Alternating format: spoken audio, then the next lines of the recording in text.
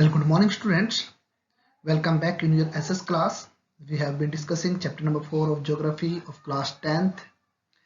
Now, chapter is Agriculture, and this is the part 5th of this chapter.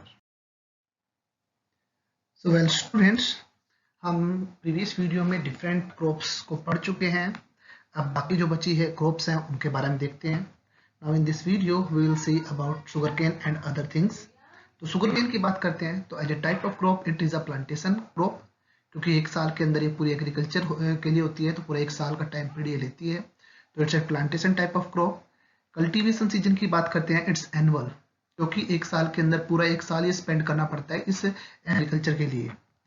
And if we think about the temperature, so it requires near about 21 to 27 degrees Celsius temperature, और maximum जो ये है ये hot and humid climatic condition के अंदर होती है, तो इसके लिए 21 टू 27 डिग्री सेल्सियस टेम्परेचर की रिक्वायरमेंट है. एनुअल रेनफॉल की बात करते हैं तो 75 टू 100 सेंटीमीटर रेनफॉल की बात कर सकते हैं.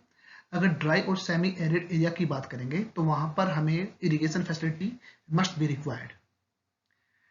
If we think about the soil type, so this type of crop is grown in fertile, well-drained soil and alluvial soil. तो ऐसे soil के अंदर इसको उगा सकते हैं. Labor intensive, it's a very labor intensive job because maximum work is done by manual labor.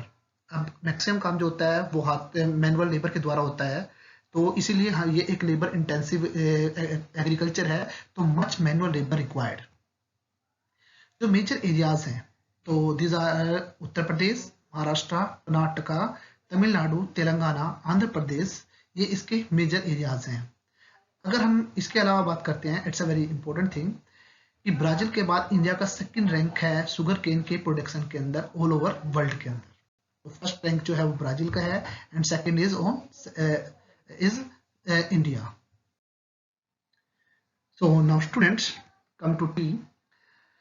अगर हम टी की बात करते हैं तो it was introduce in India by the British people, you can say Britishers. British government या British people हमारे India में आए थे तो उन्होंने इसको इंट्रोड्यूस कराया था. एक टाइप ऑफ क्रॉप की बात कर लेते हैं तो it's a plantation type of crop, you can say it's a beverage crop also. अब बेवरेज क्रॉप क्या होती है? The crops which are use as a drinking material, as a drinking manner, तो वो बेवरेज क्रॉप होती है. तो tea and coffee, these are two beverage crops in India जो हम यूज करते हैं. If we think about the cultivation season, तो cultivation season के अंदर ये एक annual cultivation season होता है इसका. टेम्परेचर की बात करते हैं तो it requires near about 20 to 30 degree Celsius temperature, और इसको जो हम हैं ट्रॉपिकल एंड सब ट्रॉपिकल क्लाइमेटिक कंडीशन, दोनों प्रकार की क्लाइमेटिक कंडीशन के अंदर उगा सकते हैं. अगर हम एनुअल रेनफॉल की बात करते हैं तो it requires near about 200 centimetre rainfall, और रेनफॉल जो होती है it should be frequent and frequent shower is need for tender leaves. Tender leaves को मेंटेन करने के लिए, ताकि लीव्स जो है वो थोड़े से कोमल रह सके, टेंडर रह सके, इस चीज को मेंटेन करने के लिए फ्रीक्वेंट शावर की रिक्वायरमेंट होती है. If you think about the soil type, तो it requires deep and fertile, well-drained soil and which is rich in humus, जिसके अंदर ह्यूमस कंटेंट अधिक होते हैं, उसकी रिक्वायरमेंट होती है. And if we think about the labor requirement, so it's a labor intensive job, और स्किल लेबर की ज्यादा रिक्वायरमेंट होती है क्योंकि मैक्सिमम जो वर्क है वो मैनुअली किया जाता है, इसलिए लेबर इंटेंसिव जॉब मानी जाती है, लेबर इंटेंसिव थिंग्स मानी जाती है, और आप कह सकते हो स्किल लेबर की रिक्वायरमेंट अधिक होती है. जो मेजर एरियाज हैं जो जहां पर इंडिया के अंदर इसे उगाया जाता है, these are Assam, West Bengal, Tripura, Kerala, Karnataka and Tamil Nadu. तो ये मेजर इंपोर्टेंट एरियाज है जहां पर हमारे इंडिया के अंदर इस क्रॉप को ग्रो किया जाता है. After China and Turkey, India का जो है वो थर्ड रैंक है ऑल ओवर वर्ल्ड के अंदर for the cultivation of tea, and it is according to 2008.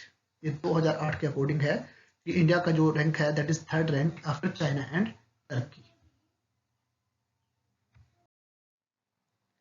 Now, student, let's come to the second one, coffee. It's also a beverage crop. तो अगर हम बात करते हैं टाइप ऑफ क्रॉप के रूप में तो ये प्लांटेशन क्रॉप के रूप में यूज होती है. कल्टीवेशन सीजन की बात करते हैं तो रबी सीजन इसकी कल्टीवेशन सीजन है. Temperature it require near about 23 to 28 degree Celsius temperature, जहां तक कि हम टेम्परेचर की बात करेंगे. एनुअल रेनफॉल की बात कर लेते हैं तो it requires near about 150 to 200 centimetre rainfall. If we think about the soil type, तो वेल ड्रेन्ड सोइल जो कि रिच इन ह्यूमस उसके लिए रिक्वायरमेंट है, और लैटेराइट सोइल, ये जो सोइल है वो इसके लिए इम्पोर्टेंट है। जो मेजर एरियाज हैं इंडिया के अंदर वो है आपका कर्नाटका, बट इसके अलावा नीलगिरी हिल्स और इन केरला और तमिलनाडु, यहाँ पर भी इस क्रॉप को उगाया जा सकता है। Now student we will discuss about horticulture. पहले हमें पता होना चाहिए कि हॉर्टिकल्चर क्या होता है। It means the cultivation of fruits and vegetables. इसका मतलब है कि फ्रूट और वेजिटेबल की कल्टीवेशन। तो नॉर्मली अगर हम बात करते हैं इंडिया के अंदर फ्रूट्स और वेजिटेबल इनकी एग्रीकल्चर भी बड़े लार्ज स्केल पे होती है। तो हॉर्टिकल्चर का मतलब होता है the cultivation of fruit and vegetable. तो ये एक इम्पोर्टेंट पार्ट है आपकी इस चैप्टर का। अगर हम टाइप ऑफ क्रॉप की बात करते हैं तो it means fruit and vegetable की जो क्रॉप है वो इसके अंदर आती है। अगर हम कल्टीवेशन सीजन की बात करते हैं तो मेन जो सीजन है वो जेड है, बट समटाइम्स हम इनको दूसरे सीजन में भी उगा सकते हैं। तो किसी अदर सीजन के अंदर अलग क्रॉप्स हैं उनको उगाया जा सकता है। अगर हम इंडिया का रैंक की बात करते हैं तो as a horticulture producer group में इंडिया सेकंड लार्जेस्ट प्रोड्यूसर है after China according to the 2008। अब इंडिया जो पूरे वर्ल्ड की वेजिटेशन है उनमें से 13% अकेला इंडिया प्रोड्यूस करता है। अब require less time for growth, so that's why it can B grown in Z season, क्योंकि इसकी ग्रोथ के लिए कभी काफी कम समय की रिक्वायरमेंट होती है। तो हम जेड सीजन के अंदर मैक्सिमम इसको ग्रो करते हैं। इस वक्त हमने जेड सीजन के बारे में डिस्कस किया था, तो हमने डिफरेंट टाइप की जो क्रॉप्स थी लाइक कुकुम्बर, वाटरमेलन, कुकुम्बर वगैरह, इन सब के बारे में डिस्कस किया था। अगर हम इम्पोर्टेंट वेजिटेबल्स की बात करते हैं जो कि हमारे इंडिया में ग्रो की जाती हैं, तो these R P, cauliflower, onion, cabbage, tomato, brinjal, potato etcetera. These are important vegetable crops grown in India. Now, student, अब तक हमने जो क्रॉप्स की बात की थी वो थी फूड क्रॉप्स, चाहे हम उसे एग्रीकल्चर पर्पज के लिए यूज करते थे या किसी भी पर्पज के लिए यूज करते थे, but they are food crops. Now we will discuss about the some non food crops which are grown in our India. सबसे पहले हम रबर की बात करते हैं। रबर की अगर हम बात करते हैं as a type of crop, it's a plantation crop and you can say it a commercial crop, क्योंकि मैक्सिमम इसका जो भी प्रोडक्ट होता है वो केवल कमर्शियल पर्पज के लिए यूज होता है। If we think about the cultivation season, तो अगर हम इसके सोन की बात करते हैं तो it can be sown in June to July, and if we think about the harvesting time तो नवंबर टू दिसंबर। तो आप खरीफ की क्रॉप के अंदर भी की बात कर सकते हो। अगर हम टेम्परेचर की बात करते हैं तो temperature requirement is 25 degree Celsius and above. Mainly ये जो क्रॉप है it can B grown in the equatorial region, but due to circumstances we can grow it in tropical and subtropical area also. Annual rainfall की बात करते हैं तो near about 200 centimetre rainfall की requirement होती है, और ये उसी एरिया में ग्रो किए जाते हैं जहां पर ह्यूमिडिटी की अमाउंट अधिक होता है। इसलिए हमने ऊपर इक्वेटोरियल की बात की है या ट्रॉपिकल या सब ट्रॉपिकल की बात की है। सॉइल टाइप की बात कर लेते हैं तो laterite soil and loamy soil जो है, well drained soil loamy soil, ये इंपॉर्टेंट है इसके लिए। जो मेजर एरियाज हैं हमारे इंडिया के अंदर वो है केरला, कर्नाटका, तमिलनाडु, अंडमान निकोबार आइलैंड। अगर मैं केरला की बात करता हूं तो केरला सबसे ज्यादा रबर प्रोड्यूसिंग स्टेट है हमारे इंडिया के अंदर। नाउ स्टूडेंट, तो अदर नॉन क्रॉप्स देख लेते हैं। अब हम देखते हैं फाइबर क्रॉप्स के बारे में। तो अगर मैं फाइबर क्रॉप्स की बात करता हूं तो हमारे इंडिया के अंदर कॉटन, जूट, हेम्प और नेचुरल सिल्क, इन 4 प्रकार की जो फाइबर क्रॉप है ऑल ओवर इंडिया ग्रो की जाती है। अगर हम कॉटन, जूट और हेम्प की बात करते हैं, this is derive from the crop grown in the soil, means इस क्रॉप को हम सोइल में उगाकर अचीव कर लेते हैं। But if we think about the natural silk, it is obtain from cocoons of the silk worm which are fed on green leaves, specially mulberry. तो अगर हम बात करते हैं नेचुरल सिल्क की तो इसे हम सिल्क वॉर्म के जो कोकून्स हैं उनसे ऑब्टेन करते हैं, जो कि मलबरी के जो लीव्स हैं उनके ऊपर आप कह सकते हो पाले जाते हैं। तो इस आधार पे हमें पता होना चाहिए कि what do you think about sericulture, क्योंकि नेचुरल सिल्क के बारे में एक नई चीज का पता चला है। तो rearing of silk worm for the production of silk fibre, it is called sericulture. Student, हमने यहाँ पर 4 प्रकार के फाइबर क्रॉप की बात की है।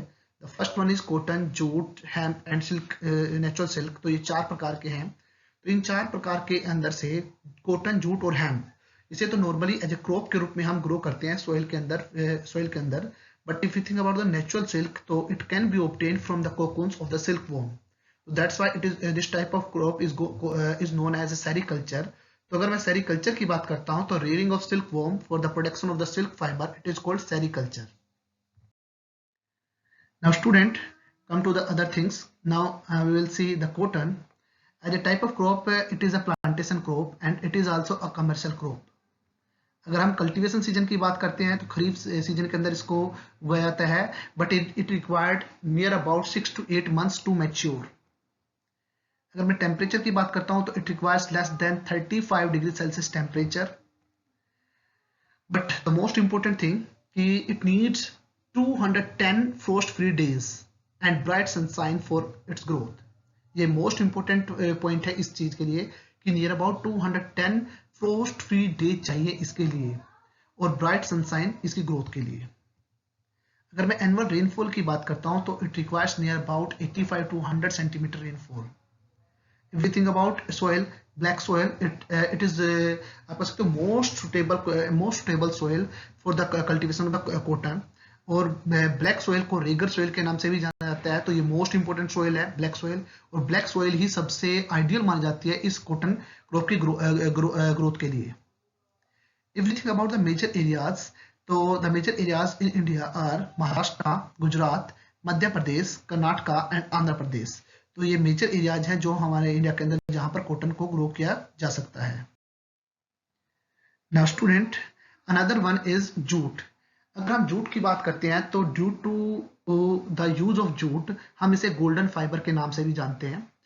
तो जूट की बात कर लेते हैं कि जूट के लिए मेन इंपॉर्टेंट क्या है. If you think about the type of crop, तो it is a non food crop and you can say commercial crop also. Temperature की अगर हम बात करते हैं तो it requires near about 25 to 30 degree Celsius temperature. अब हम एनुअल रेनफॉल की बात कर लेते हैं तो it requires near about 200 centimetre rainfall. अगर हम सोइल टाइप की बात करते हैं तो it's a very most important thing. तो इसके लिए जो सोइल रिक्वायर्ड है वो है well drain fertile soil in the flood plain area. Means ऐसा एरिया जहां पर हर साल फ्लड का जो पानी है वो आता है, ऐसे एरिया के अंदर इसे ग्रो किया जा सकता है. It's a most important thing. अगर हम नॉर्मली इंडिया के अंदर बात करते हैं तो वेस्ट बंगाल, आसाम, बिहार, उड़ीसा एंड मेघालय, तो these are the major jute producing states in India. Student listen carefully. अगर हम गंगा बेसिन की बात करते हैं, गंगा यमुना बेसिन की बात करते हैं, तो गंगा यमुना बेसिन के अंदर अगर हम कोर्स की बात करते हैं तो जो सबसे डाउनवर्ड कोर्स होता है, मींस अगर हम मिडिल कोर्स की बात करेंगे तो उसके अंदर तो आपकी राइस एंड वीट वगैरह होती है. पर अगर मैं इसके लोअर कोर्स की बात करता हूं जो कि आप कह सकते हो बिल्कुल समुद्र से लगता हुआ एरिया है, या आप कह सकते हो वेस्ट बंगाल का एरिया है, उस कोर्स के अंदर जूट जो है उसे उगाया जाता है. तो वो एरिया सबसे ज्यादा इंपॉर्टेंट है जो अगर हम बात करते हैं इसकी कल्टीवेशन के लिए. अब मेनली इसका यूज किसके लिए किया जाता है? गनी बैग्स बनाने के लिए, mats, ropes, yarn, carpet and other जो आर्टिफैक्ट्स हैं, अदर जो प्रोडक्ट है उन सब के लिए इसका यूज किया जाता है. Due to use of it, इसीलिए इसे गोल्डन फाइबर का नाम भी दिया गया है, क्योंकि इसका अगर हम जो गोल्डन जूट है इसका यूज जो है अदर फैक्ट्स के अदर जो थिंग्स है उनके लिए यूज भी करते हैं एज ए कमर्शियल पर्पज के रूप में. नॉर्मली अगर हम बात करते हैं आज के टाइम में गवर्नमेंट ने पॉलीथीन बैग्स को बंद कर दिया है. इसको बंद करने की वजह से ऐसे प्रमोट किया गया है.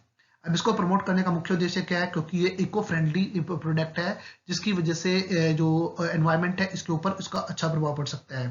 Second thing, as a commercial crop होने की वजह से इसका बेनिफिट फार्मर्स को हो रहा है. तो फार्मर्स को भी अच्छी अर्निंग अचीव हो रही है. तो मीन्स लाइवलीहुड के लिए अच्छी अर्निंग यूज की जाती है. अगर हम इसकी बात करते हैं, इसका जो स्टेम है इसको यूज किया जाता है एज ए फ्यूल के रूप में इन द रूरल एरियाज.